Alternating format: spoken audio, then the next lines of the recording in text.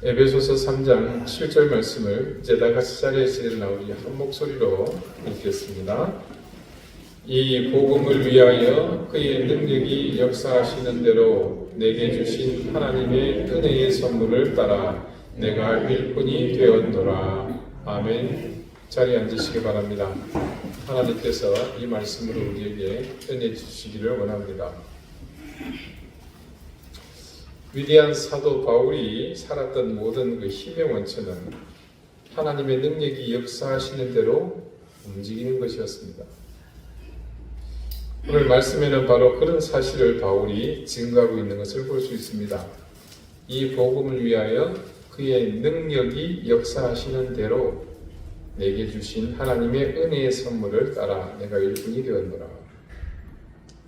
이 말씀에는 자신이 일하는 목적과 동기가 분명하게 드러나고 있습니다. 그리고 그에 못지않게 중요한 자신의 사역, 즉 복음을 증거하는 일을 하는 방법 또한 명시되어 있습니다.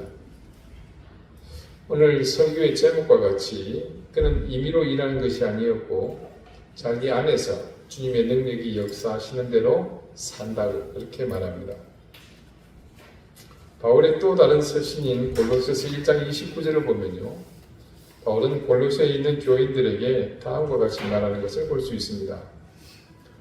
이를 위하여 나도 내 속에서 능력으로 역사하시는 이의 역사를 따라 힘을 다하여 수고하노라. 오늘 본문의 말씀보다 더 간결하게 핵심을 짚어 고백하고 있는 것을 볼 수 있습니다. 바울은 오직 주님의 능력을 따라서 그분이 역사하시는 대로만 살겠다 이렇게 다짐하고 있습니다. 이런 삶의 자세는 비단 바울에게서만 발견되는 것은 아닙니다. 예수님의 제자 중 어뜸으로 꼽는 베드로에게서도 이런 신앙의 모습이 드러납니다. 물론 베드로가 주님이 살아 생전에 그랬던 것은 아닙니다. 아시다시피 그는 성격이 급했고 심지어 고기를 잡는 업으로서 많이 배우지 못한 하층계급의 사람이었습니다.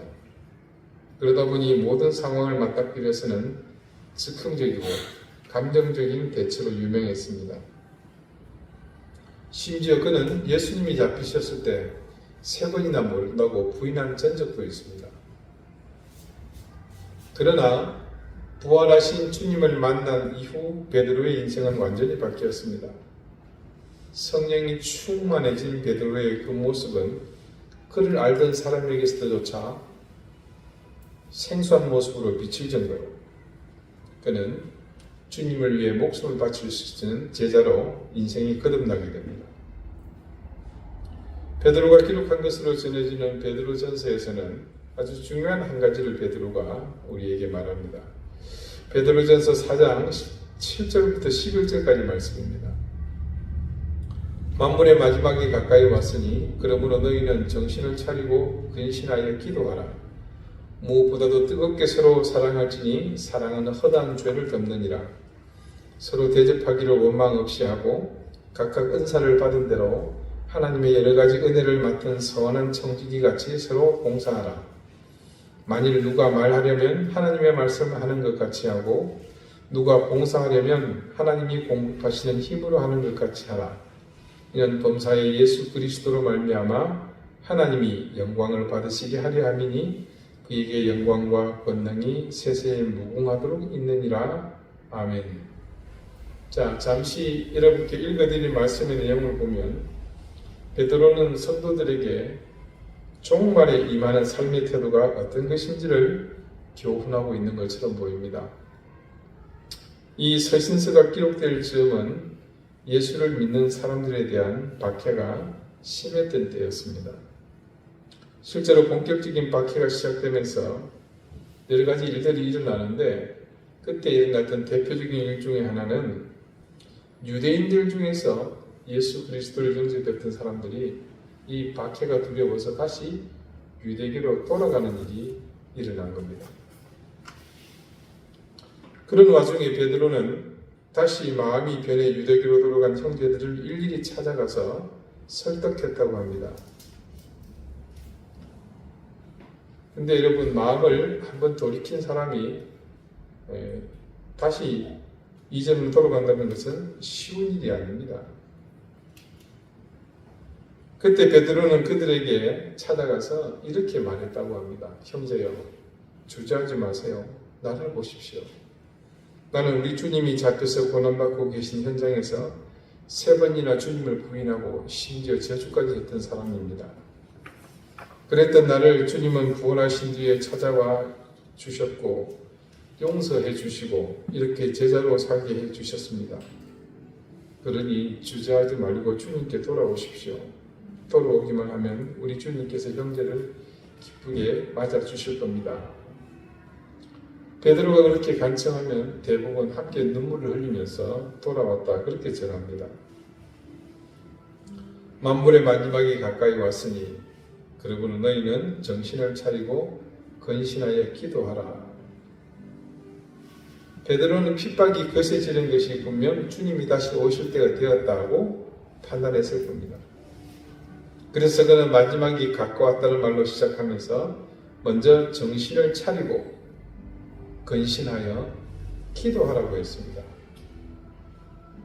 어찌 보면 그리스도인이 가져야 할 가장 근본적인 신앙의 자세를 말한 것이 아닌가 합니다. 그러면서 빠지지 않은 당부가 있죠. 무엇보다 뜨겁게 서로 사랑할지니 사랑은 허다한 죄를 덮느니라. 서로 대접하기를 원망 없이 하고 각각 은사를 받은 대로 하나님의 여러 가지 은혜를 맡은 선한 청지기 같이 서로 봉사하라. 자, 서로 사랑하라는 당부가 먼저 나타납니다. 이것은 마치 주님께서 제자들에게 하셨던 것 같은 그런 내용의 당부입니다. 상상해보면 베드로의 심정이 이해가 갑니다. 주님 생전에 제자들을 보면서 늘 하셨던 말씀이잖아요. 서로 사랑하라. 너희가 서로 사랑하면 이로써 너희가 내 제자인 줄 알리라. 성령으로 거듭나기 전 베드로가 과연 주님의 이 말씀을 자기 가슴에 깊이 새겼을까요? 어림도 없는 소리입니다. 주님의 그런 가르침은 결코 그 당시 베드로에게는 관심사가 아니었습니다. 그런데 이제 철이 들고 보니 그 말의 뜻을 가슴 깊이 깨닫고 그런 사실을 이제는 다른 그리스도인에게 이 베드로가 가르치게 된 겁니다. 그리고 베드로는 서로 대접하기를 원망 없이 하라면서 거기에 대해서 이 마지막 때에 너희가 각기 받은 그 달란트대로 은사대로 선한 청지기 같이 서로 봉사할 것을 당부합니다. 그런데 무조건 봉사하라는 것이 아니라 베드로는 그것에 대한 기준을 마련해 주었습니다. 그 기준은 바로 주님입니다. 11절 말씀을 제가 다시 읽어드립니다. 만일 누가 말하려면 하나님의 말씀을 하는 것 같이 하고 누가 봉사하려면 하나님이 공급하시는 힘으로 하는 것 같이 하라. 이는 범사에 예수 그리스도로 말미암아 하나님이 영광을 받으시게 하려 함이니 그에게 영광과 권능이 세세에 무궁하도록 있느니라. 아멘. 제가 이제 거쳐오던 모든 교회에서 꼭 빠지지 않고 이 말씀을 교인들께 신신당부하며 가르쳤었습니다. 모든 교회가 예외 없이 이 말씀이 꼭 필요한 상황이 생겼기 때문입니다. 교회에서 앞장서 봉사하던 사람들이 꼭 이 일부 봉사하던 일 때문에 실족하는 일이 생겼기 때문입니다. 대략 이런 겁니다. 내가 이렇게 열심히 일하는데 목사님이 알아주지도 않고 신경도 안 쓰는 것 같더라. 이거는 내가 독점해서 나만 하는 봉사인데 다른 사람이 그 자리를 넘보는 것 같더라. 그래서 잔뜩 불만이 충만한 겁니다. 그래도 이런 경우는 좀 낫습니다. 인간적이고 피차 우리가 이해할 수 있는 일이죠. 근데 개중에는 너무 막 나가는 겁니다. 자기가 앞장서서 하는 봉사가 제일 가치 있고 비중이 있는 봉사라는 생각이 머릿속에 꽉 찬 사람입니다. 대화가 안 되겠죠. 그러다 보니 이건 다른 사람들과 충돌이 불가피합니다. 협력해서 또는 합력해서 교회가 선을 이루어 앞으로 나가야 하는데 혼자서 독불장군, 걸림돌이 됩니다. 그럴 때 목사가 아무리 설득하고 달래도 소용없습니다. 말씀이 아니면 누구도 수긍하지 않으려 하기 때문에 베드로의 이 교훈이 꼭 필요할 때가 생기더라는 겁니다. 근데요, 진짜 꽉 막힌 사람은 성경 말씀을 들이대도 소용없습니다. 이 베드로의 교훈이 얼마만큼 가치고 유효적절한지 잘 알 수 있었던 그런 경험입니다. 누구든 여러분 그런 유혹에 빠질 수 있습니다. 하다 보면 정작 자신이 하는 일의 목표를 잃어버리고 자기 생각대로 나가는 일은 다반사입니다. 교회라고 예외가 아닙니다. 사람이 사는 곳이면 어디나 발견할 수 있는 일입니다. 우리 자체가 불완전하고 유한한 존재이다 보니 그런 겁니다. 그럴 때는 다른 방법 없습니다. 말씀 앞으로 나오는 수밖에. 베드로가 말하고자 하는 요지는 이겁니다. 꼭 자기의 분량만큼만 나가는 겁니다. 그걸 누가 정해주는 겁니까? 이 말씀이 정언하고 있지 않습니까? 주님께서 공급하시는 만큼만 하면 되는 겁니다. 그런데 이 간단한 사실을 모두가 지키지 않았습니다. 중세의 교회는 이 사실을 무시하고 모두가 인간의 욕망을 따라 마치 사사시대와 같이 자기 속인에 오른 대로 행했습니다.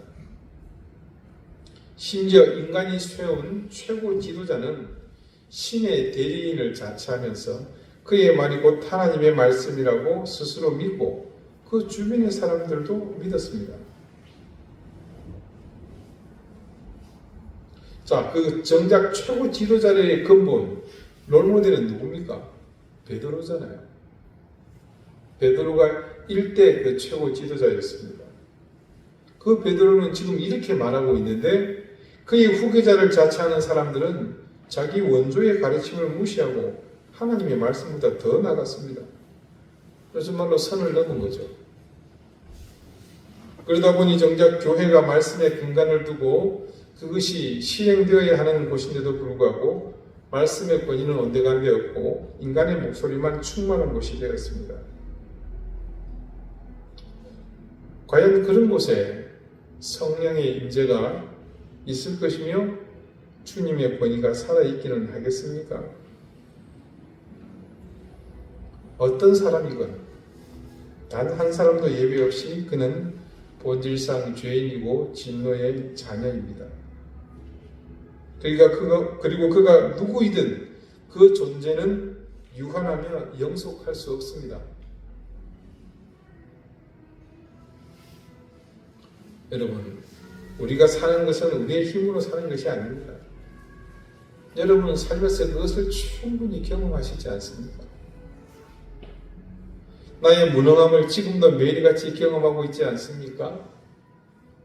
어떤 일을 대하여 마주 섰을 때 내 자신에게 얼마나 지혜가 부족한지 늘 절감하지 않습니까? 조금만 난관에 봉착해도 어떻게 헤쳐나가야 할지 막막하지 않습니까?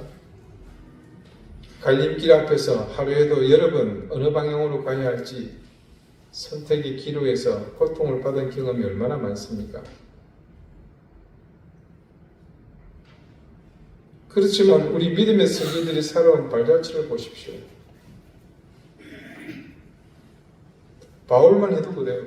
처음 그가 복음을 알지 못해서 그리스도인들을 핍박할 때 그는 그런 하나님의 능력보다는 율법을 의지하고 자신의 학문과 사회적 지위를 바탕으로 살았습니다. 그랬던 바울이 다메섹에서 강력하게 자신을 저지하는 힘을 마주하게 됩니다. 바울이 그 힘 앞에 섰을 때 그는 그 힘의 위세에 눌린 그 사실보다 더욱 충격을 받은 것이 있습니다. 그것은 이미 수차례 여러분에게 말씀드린 바가 있는 그의 정신세계에 찾아온 혼란이었습니다. 천지 만물을 창조하시고 지금도 그것을 변함없이 다스리고 계신 여호와 하나님의 일을 위해 나가는 자신의 걸음이 제지당했다는 사실입니다. 이 세상에 하나님의 길을 가로막을 힘은 하나님 당신 외에는 없습니다.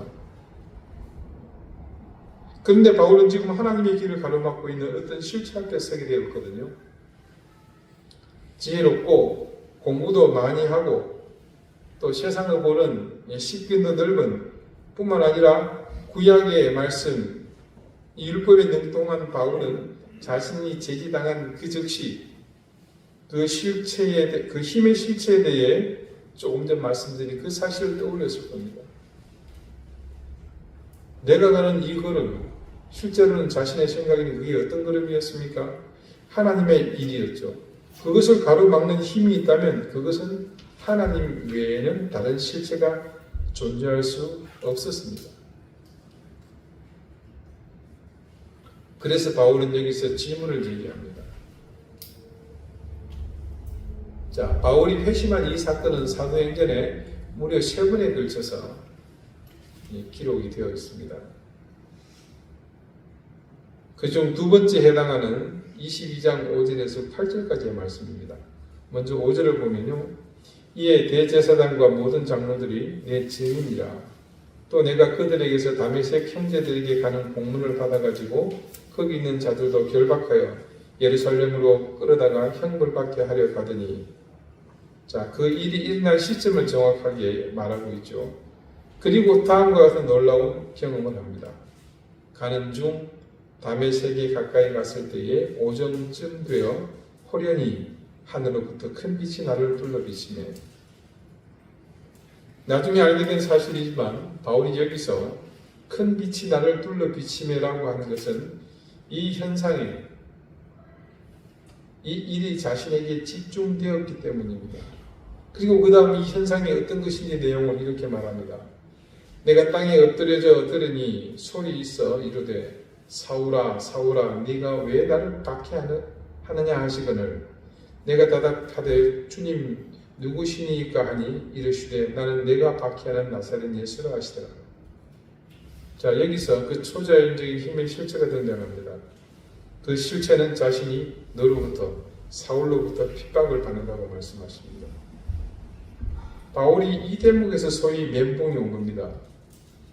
그런데 잠시 혼돈도 지나가 버리고 그의 지혜로운 이 바울이 이 현상이 무엇을 의미하는지 깨닫게 되죠. 그래서 그런 사실을 뒷받침해 주는 말이 바울의 말 속에 담겨 있습니다. 내가 대답하되 주님, 네, 이 주님은 우리가 말하는 예수 그리스도라기보다는 절대자를 향한 그의 표현이라고 말할 수 있습니다. 큐리오스. 이 묻는 이 바울의 물음 속에 이미 담겨 있습니다. 바울이 묻는 의도를 잘 아시는 주님께서는 그가 가진 마지막 의혹에 대해 적답을 해주셨습니다. 나는 네가 박해하는 나사렛 예수다. 긴 말이 필요하지 않았습니다. 주님은 간결하게 대답해 주셨고 핵심을 말씀하셨고 바울은 또한 주님의 대답에 모든 의문이 미수간 해결되었습니다. 그런 다음 이어지는 바울의 증언입니다. 9절과 10절에요. 나와 함께 있는 사람들이 빛은 보면서도 나에게 말씀하시는 이의 소리는 듣지 못하더라. 내가 이르되 주님 무엇을 하리이까? 주께서 이르시되 일어나 다메섹으로 들어가라. 네가 해야 할 모든 것을 거기서 누가 이루리라 하시거늘. 여기서 주목해 봐야 할 부분이 있습니다. 먼저는 바울의 반응이죠. 내가 이르되 주님 무엇을 하리이까? 그리고 주님은 바울의 이 질문에 다음과 같이 대답하십니다. 나머지 후반부예요. 주께서 이르시되 일어나 다메섹으로 들어가라. 네가 해야 할 모든 것을 거기서 누가 이루리라 하시거늘. 이제 그는 자신의 신념에 따라 율법을 통해 알게 된 그 선에 따라 행동했습니다. 어찌 보면 대상이 다를 뿐 바울의 이전 삶 역시 그 신념에 자신의 인생을 걸었던 사람입니다. 그렇게 살았던 바울의 일생이 결정되는 시점이 바로 여기에 있습니다. 그는 절대적인 힘, 그가 잘못 알고 있던 실체에 대한 올바른 지식을 얻게 되면서부터는 이전에 그가 그랬던 것처럼 이제는 새로운, 아니, 정확한 대상을 향해 자신의 인생을 던집니다. 자, 주님과 바울의 이 짤막한 대화, 그의 인생에서 처음 주님과 나눈 대화입니다. 그 대화의 핵심은 주님의 뜻이 무엇인지 그것에 따르겠다는 의지를 담아 물었고, 그런 물음에 주님은 바울의 삶의 이후 남은 인생을 어떻게 살아갈지 그 길을 알려주셨습니다. 핵심은 이거죠. 바울은 주님의 뜻을 물었고, 그리고 그런 질문에 대한 대답에 따라 그는 남은 생을 주님께 던졌습니다. 바울의 일생을 두고 보면 처음 베드로의 그 교훈과 결이 다르지 않음을 알 수 있습니다.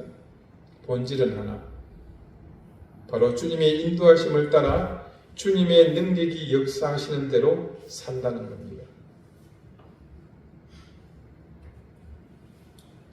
우리는요, 누가 주님을 온전히 신뢰하고 그분의 말씀대로 사는지 우열을 객관적으로 평가하거나 구분하기는 어렵습니다. 내 자신도 나를 판단하기 어려워요. 그게 왜 그러냐면 누구든 화려한 언변만 있으면 충분히 어필할 수 있기 때문입니다. 그러나 그런 은행과 삶은 분명 다르죠. 누구든 스스로 말하기에 따라 자신의 믿음이 신실한지 신앙이 정직한지 충분히 과대 포장할 수 있습니다. 그러나 그 심령이 온전히 그것을 따르느냐 불순종하느냐에 따르는 결과는 다릅니다. 누구든 예외 없이 자신이 선택하여 살아온 그 시간대로 평가받으며 그 시간이 채워주는 것이 곧 자신의 인생, 자기 삶이 되기 때문입니다. 그래서 우리 믿음의 사람이 인생을 얘기할 때 멀리 해야 할 말 중에 하나가 바로 꽃길입니다. 물론 이는 세상의 기준에서 말하는 꽃길입니다. 왜 우리에게서 이 꽃길이 멀리 해야 할 말이겠습니까? 습관적으로 말씀을 따르는 삶, 기도와 헌신으로 사는 신앙생활을 두고 편하고 안락하다고 생각하는 사람은 없습니다. 그러니 애당초 우리와 같이 정직한 신앙과 올바른 믿음으로 살려고 하는 사람에게 꽃길이라는 말은 어울리지 않는 말입니다. 이렇게 말하면 다들 허탈하죠. 심지어 저는 영락교에서 설교를 이런 내용으로 하다가 예배 마치면 이제 나와서 대해서 인사하지 않습니까? 그때 웬 나이 드신 분한테 쌍욕을 얻어먹기도 했습니다. 야 이놈아, 내가 교회에 복 받으려고 하지 그딴 소리 들으려고 나온 줄 아느냐? 이 가감 없이 액면 그대로 지금 전해드리는 겁니다. 하도 충격적이어서 지금도 생생하게 기억해요. 그러나 중요한 핵심은 이것입니다. 내가 복을 받고 평안을 누리고 부귀 영화 속에서 살아야 한다는 것보다 주님께서 나를 인도하시는 그 손길을 따라 사는 것이 더 중요한 일이잖아요. 그러니 우리의 삶이 그분의 손길에 붙들리다 보면 그 길은 다양한 모습으로 우리에게 펼쳐질 수 있다는 사실을 염두에 두어야 합니다. 오늘 말씀을 봅시다. 이 복음을 위하여 그의 능력이 역사하시는 대로 내게 주신 하나님의 은혜의 선물을 따라. 자, 여기 하나님의 은혜의 선물이라고 바울이 말하는 그 선물의 실체가 과연 어떤 것일 것 같습니까? 선물을 기대하는 사람에게는 당연히 기대하는 바가 있습니다.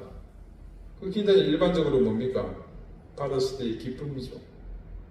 만족, 혹은 그로 인한 행복, 이런 것들입니다. 그런데 바울이 다메섹에서 주님을 만난 이후 그 일생에 과연 세속적 기준에서 말하는 이런 복이 이 선물이 그런 복이라고 말할 수 있었습니까?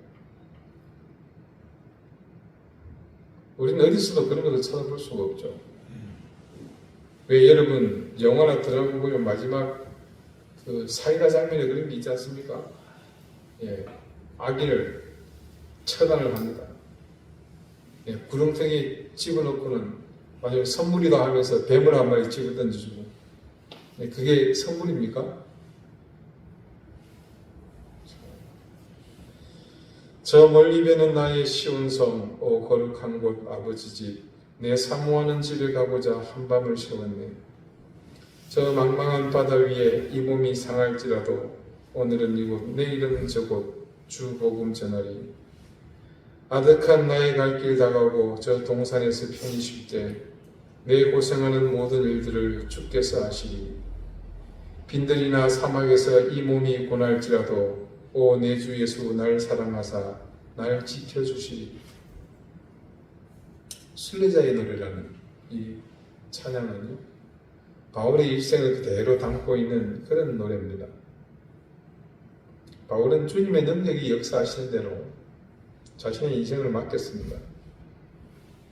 그래서 그의 일생을 돌아보면 언제나 주님이 기대하시는 곳에, 또 주님이 기대하시는 그 시간에 늘 그는 있었습니다. 그래서 그는 늘 앞서지도 않았고 뒤처지지도 않았고 오로지 주님이 인도하시는 대로 살았습니다. 바울은 그렇게 살았던 자신의 삶을 두고 스스로 이렇게 평가했습니다.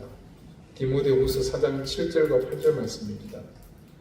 나는 선한 싸움을 싸우고 나의 달려갈 길을 마치고 믿음을 지켰으니 이제 후로는 나를 위하여 의의 면류관이 예비되었으므로 주 곧 의로우신 재판장이 그날에 내게 주실 것이며 내게만 아니라 주의 나타나심을 사모하는 모든 자에게 도니라. 그가 걸었던 그 길의 끝에 그는 예비된 의의 면류관을 쓸 것이라고 고백했습니다. 아니, 증거했습니다. 그리고 그것은 자신만 쓰는 것이 아니라 자신과 같이 주의 나타나심을 사모하는 모든 사람에게 주시는 것이라고 또한 증거했습니다.